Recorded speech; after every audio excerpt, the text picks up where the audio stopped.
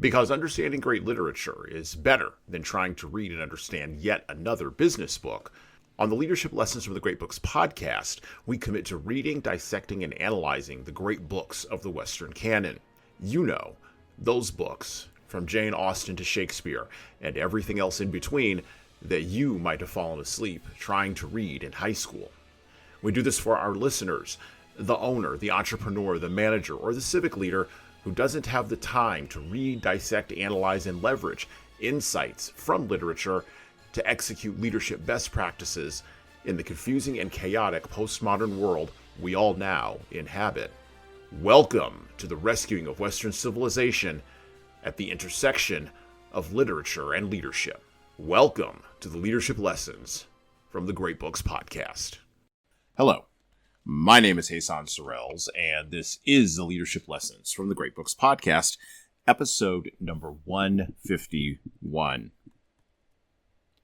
The 20th century was an era, at least the middle part of it, of the most literate readers in the history of the Western world. The readers in general, of the mid-20th century were reading, absorbing, and of course thinking about ideas that existed at the high water mark of print culture. Many books, essays, magazine articles, and news reports were written during the 20th century to prove many points and to advance many ideas. The mid-20th century was also the start of the West's obsession with an endlessly unfolding visual culture, including a fascination with and obsession with the power of screens, both television and movies. The mid-20th century was also the logical high water mark, and at the same time marked the decline and fall of the Enlightenment project that had begun 300 years earlier in the late 17th century.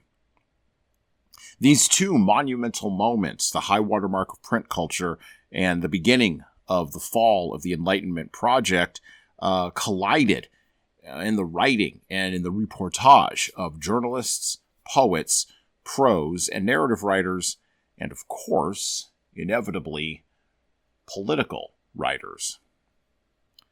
With these talents colliding at that dynamic mid-century mark, pessimistic and cynical views of human nature dominated, along with the ever-growing desire, the ever-growing lust, such as it were, for institutional power, institutional control, and dominance of the individual, a totalizing dominance of the individual. The main way for an increasingly intellectual and literate reading public to understand and to get these views delivered to them, and of course the opinions about human nature delivered to them, was, of course, the novel. Today, on the podcast, we will be introducing the author and talking about some of the dominant themes and talking about some of the thoughts that I have on one of the seminal dystopian novels of the 20th century, George Orwell's 1984. Leaders, some books are so frozen in time that anyone can graft any idea onto them at any time after publication, and then can successfully leverage that grafting to move masses of people to action. And this is one of those books.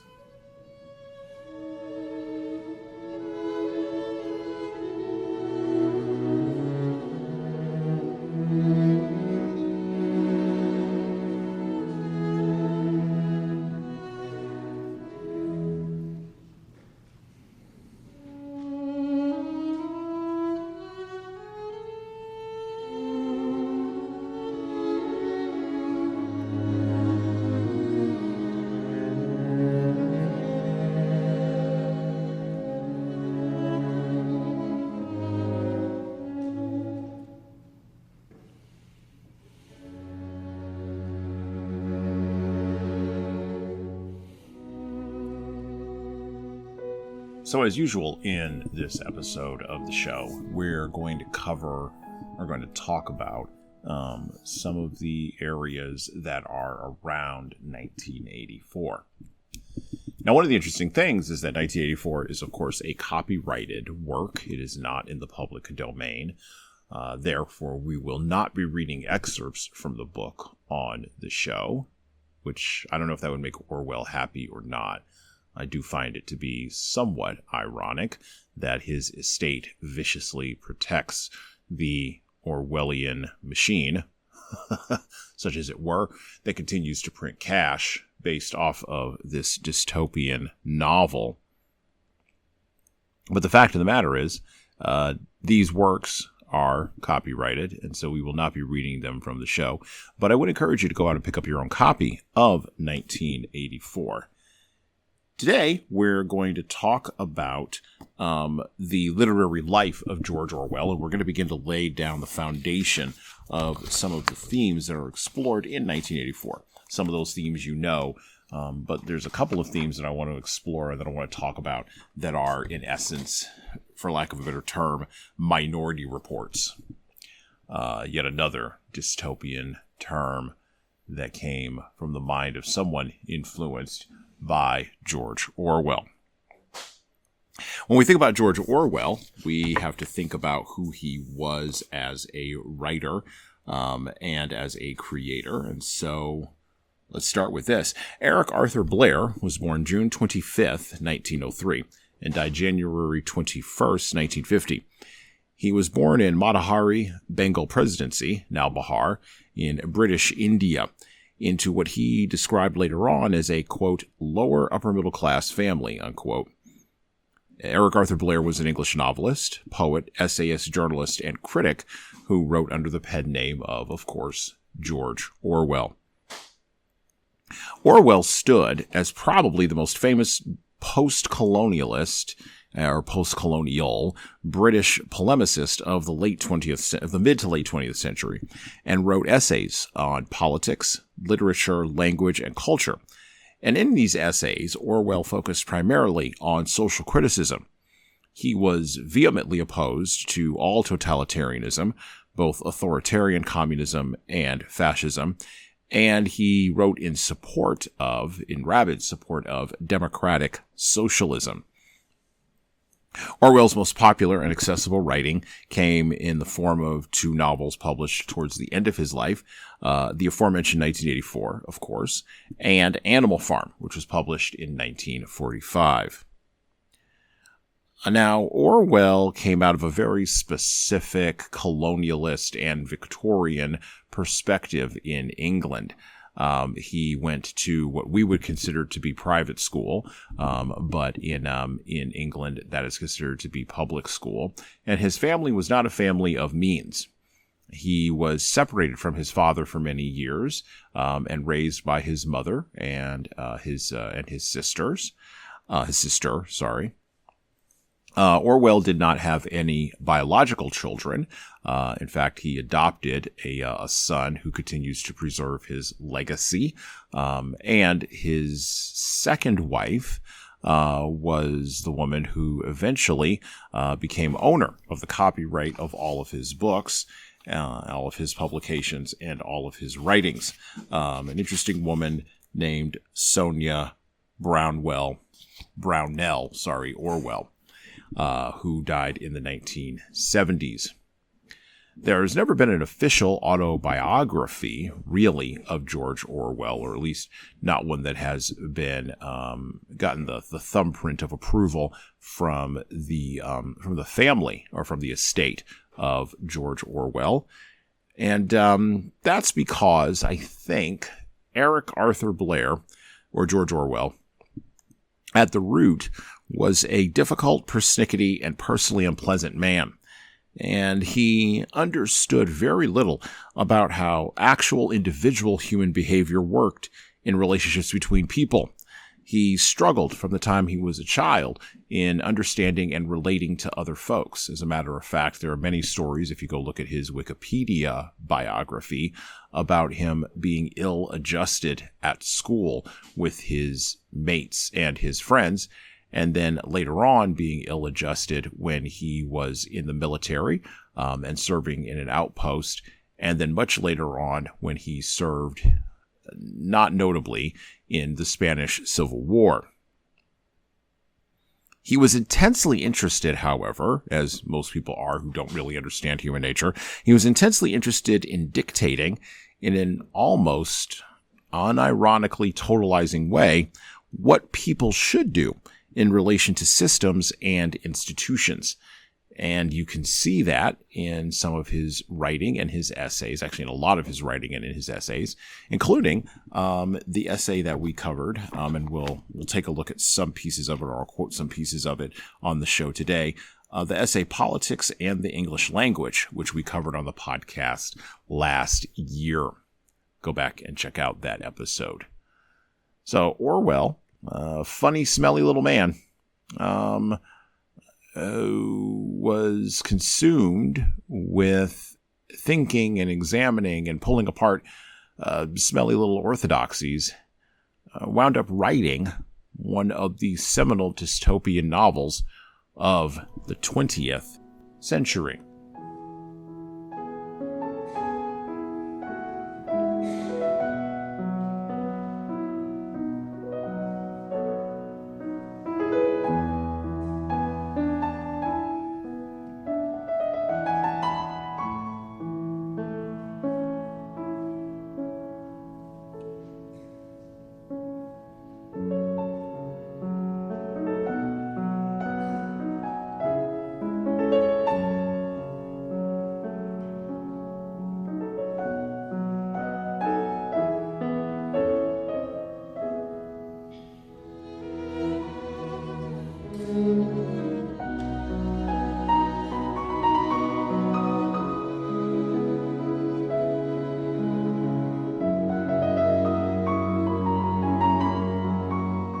So one of the things that leaps out to you when you read 1984, and I'm about, 3/4 of the way through it in preparation for our next episode, where we'll go and do a deeper dive into some of the themes of the book.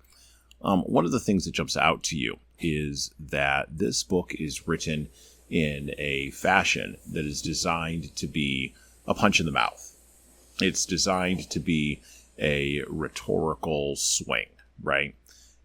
Orwell was attempting to work out the problems and the issues and the challenges that he was having with not only the fascism of Nazi Germany, at post-World War II Nazi Germany fascism, but he was also working out his problems that he had with the hangover from Stalinism that was occurring in the worldwide left, and particularly in the British political left, in the 1940s and all the way through World War II.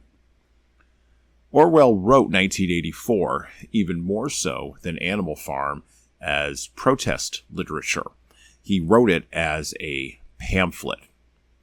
Now, most protest literature, whether written by minority activists or female activists, is really just glorified pamphleteering. And we made this point before with The Color Purple by Alice Walker. We also made this point when we discussed James Baldwin's Everyone's Protest novel. And we'll reference James Baldwin again here in just a minute. And we also made this point when we talked about Joan Didion's Slouching Towards Bethlehem.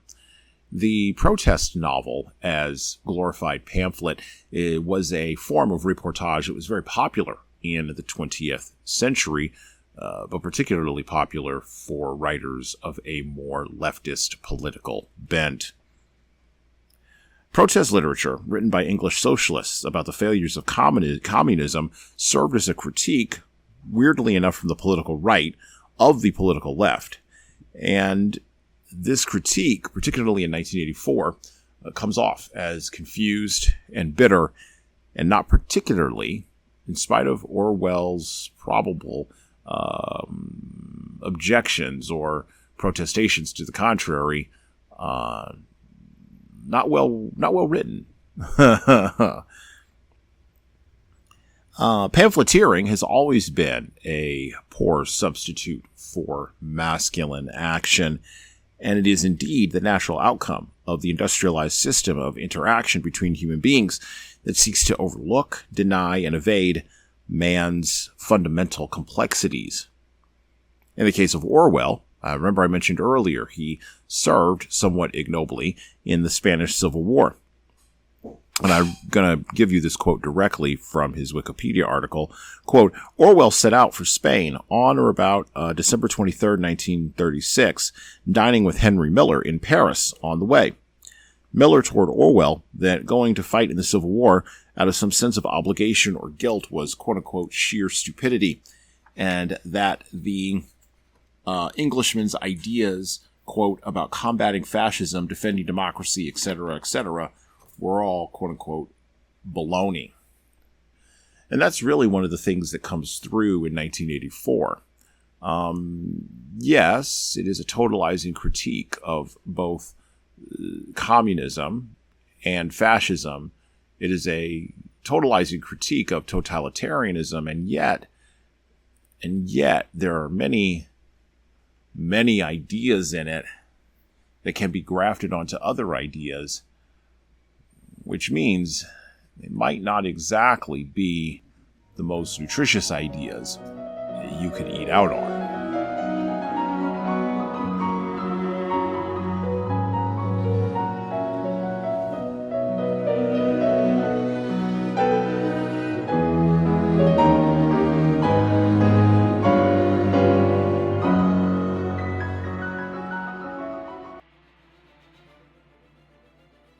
Hello. So I'm going to do some shilling here, and hopefully this will be a pause in our riveting conversation for you. I have an offer for you. My most recent book is 12 Rules for Leaders, The Foundation of Intentional Leadership.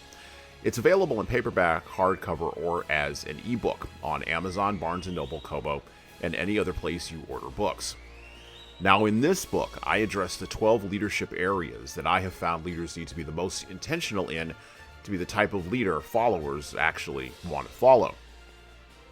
From establishing a foundation of leading teams through managing conflict effectively, all the way through leading teams through change, knowing what to do and why to do it can help readers, like the ones listening to this show, become better leaders. Look, reading this book and living it is like getting coaching from me directly without having to pay my full coaching rate. Head on over to leadershiptoolbox.us, that's leadershiptoolbox.us, and scroll down the homepage and click on the Buy Now button to purchase in hardcover, paperback, and Kindle format on Amazon 12 Rules for Leaders, the foundation for intentional leadership. And that's it for me. Now back to the show.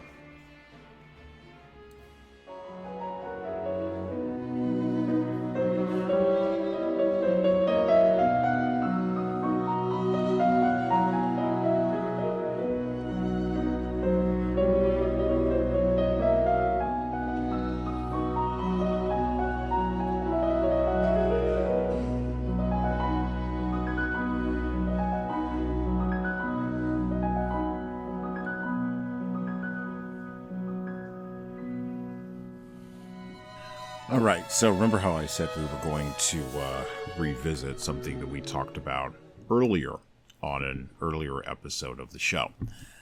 Well, on episode 85 of the Leadership Lessons for the Great Books podcast back in 2023, we had discussed with our guest co-host Tom Libby, George Orwell's Politics and the English Language.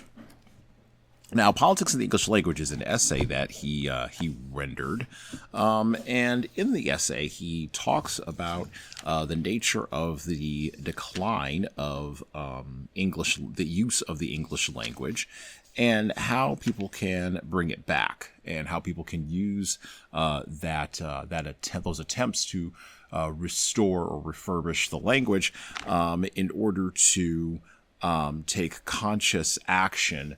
In order to affect conscious action over the debasement of the language. That's number one. But also number two, to get control of their thoughts and get control of the decadence of English society in a mid-war period. Just a couple of quotes, by the way, from Politics and the English Language. First quote, "Our civilization is decadent and our language, so the argument runs, must inevitably share in the general collapse." Also from Orwell, this is the second quote, "The same thing is happening in the English language.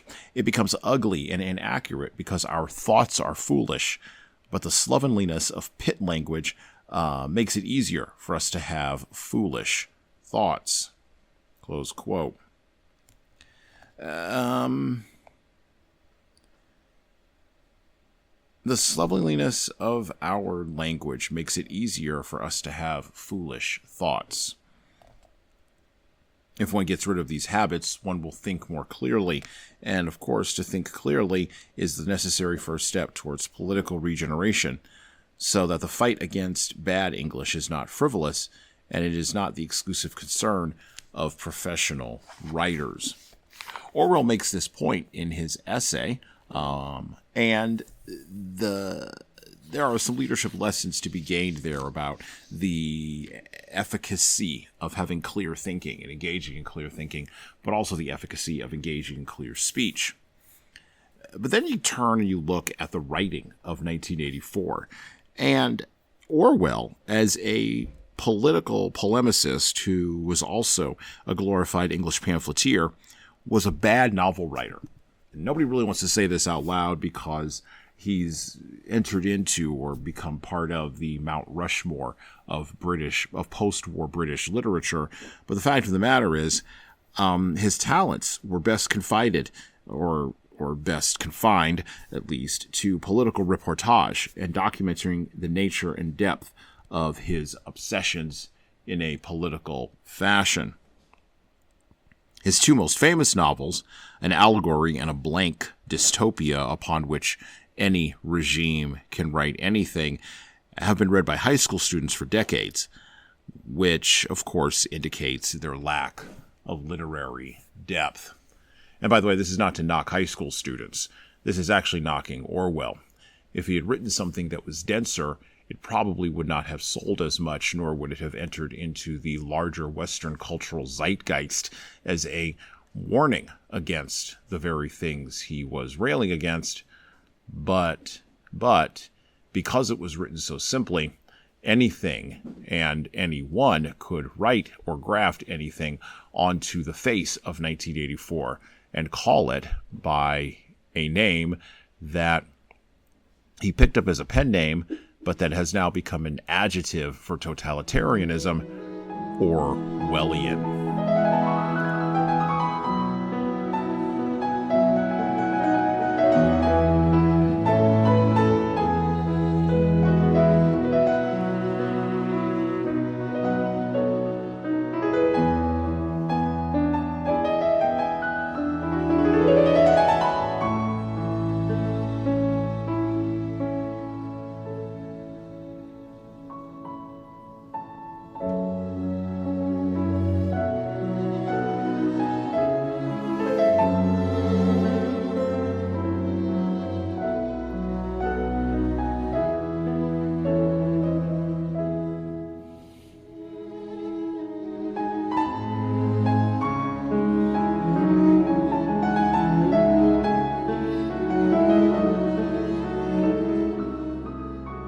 So let's mark where we're at in 2025 upon a reading of 1984 by George Orwell.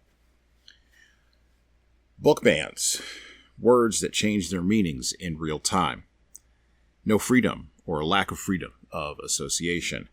Technological monitoring. One world government. Lack of or a curb on free speech.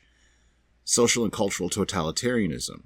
Social control, speech codes, cancel culture, rampant and rampaging pornography for both men and women, bread and circuses and sports ball, thought police, monitoring your every click and making sure your social credit score is high, gulags, concentration camps, digital, of course, at first, but we always know what the cul-de-sac at the end of that road is. Illegal arrests, bad food, and of course, ubiquitous and ill-fitting uniforms. We are living well past that dystopia that Orwell predicted in his book, and that he laid out in such minimizing language. And for those of you who aren't convinced of that, well, I propose to you this. We are going to need an alternative explanation of the institutional and governmental behaviors of governments in the supposed liberal West since September 11th, 2001, all the way to the breaking of those same institutions and governments by the showing up of one man on November 5th, 2024. You need to provide me an explanation for the last 25 years of chaos, because the only explanation that works is that we're currently in a really well-managed dystopia. We do not have, by the way, the imagination to project forward an appropriate dystopia for the future of our own time, partially because we have achieved in reality all the dystopic terrors that we made up in a post-World War II fever dream and successfully articulated through our books, our films, and our television shows. We also, because of the corruption of the language and the decadence of the language, and I think Orwell would agree with this, we also don't have the ability to imagine a better world. We actually can't imagine a utopia anymore because we have imbibed fully at an individual level, all the way down to the bottom, all the cynicism and pessimism inherent that goes along with and comes part and parcel with fantasizing what a dystopia would actually be like, which means our fantasies are now all our terrors. Our golden age is actually a nightmare.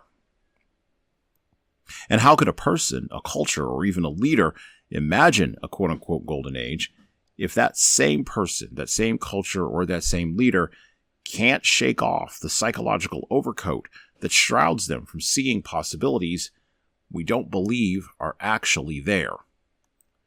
Or to frame it in another way, if you read 1984 and then you realize that we're living in 1984, how can you have hope about anything or build anything on the other side of 1984?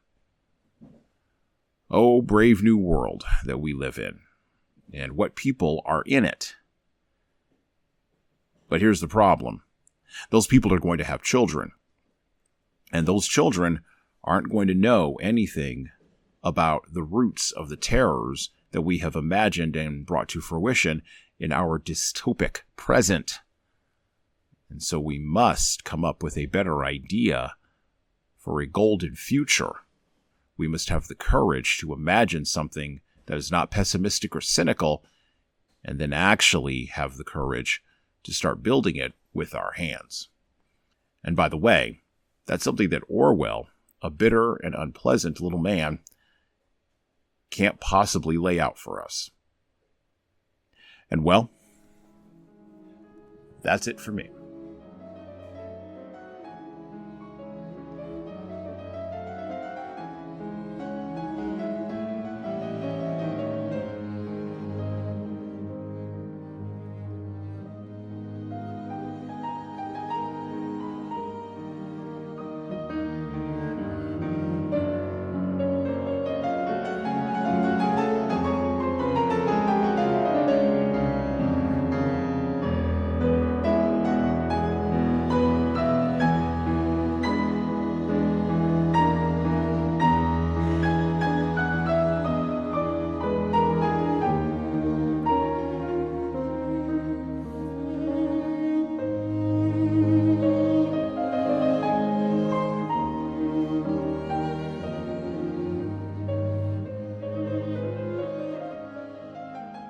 Thank you for listening to the Leadership Lessons from the Great Books podcast today.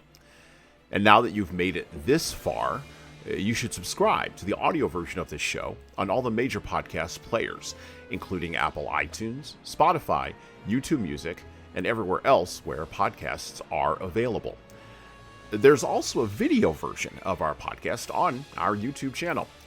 Like and subscribe to the video version of this podcast on the Leadership Toolbox channel on YouTube. Just search for Leadership Toolbox and hit the subscribe button there on YouTube. And while you're doing that, leave a 5-star review if you like what we're doing here on Apple, Spotify, and YouTube. Just go below the player and hit 5 stars. We need those reviews to grow, and it's the easiest way to help grow this show. And tell all your friends, of course, in leadership. By the way, if you don't like what we're doing here, well, you can always listen to another leadership show. There are several other good ones out there. At least that's what I've heard. All right. Well, that's it for me.